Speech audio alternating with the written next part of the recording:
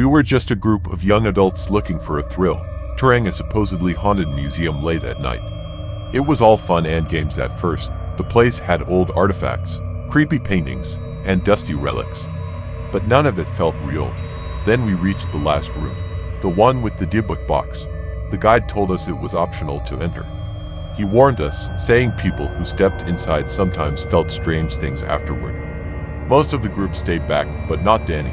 He had spent the whole tour cracking jokes, mocking the displays, and trying to impress the girls. Danny laughed. "Come on, it's just an old box." He stepped in.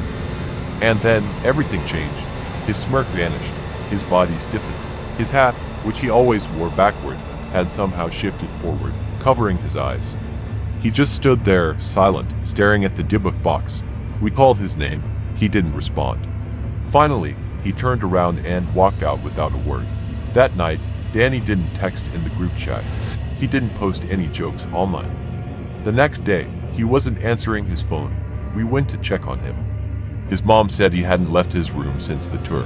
When we entered, we found him sitting on the floor, his hat pulled low over his face, whispering something under his breath. We asked what was wrong. Danny slowly lifted his head. His voice was a whisper. "He's still with me."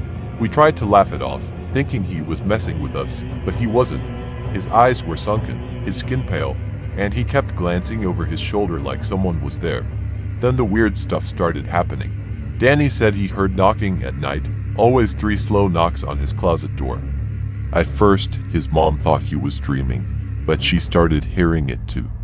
One night, she found him standing in the living room at 3 a.m., facing the front door, whispering something in a language she didn't understand. His hands were shaking, his hat still pulled low. When she tried to pull him away, he screamed. We told him to get help, to see a priest or something, but he refused. He just kept saying, "He's still with me," over and over. Then, after a week of silence, Danny vanished. His mom called us, panicked. His car was still in the driveway, his phone still on his bed. The front door was unlocked. The only sign that he had left was his hat, sitting neatly on the floor next to his closet. We searched everywhere. No cameras, no footprints, nothing.